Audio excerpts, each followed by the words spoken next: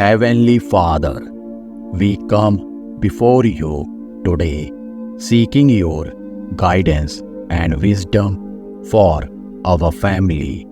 Help us to grow stronger together in love and unity. Gracious God, we ask for your protection and safety over our family. May you guard us from harm and keep us safe in your loving embrace.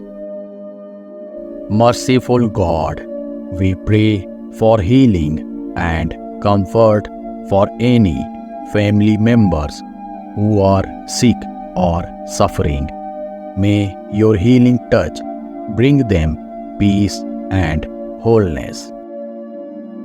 Almighty God, we pray for any family members who are struggling with addiction or other personal challenges. May they find the strength and courage to seek help and overcome their obstacles. Eternal God, we entrust our family to your loving care.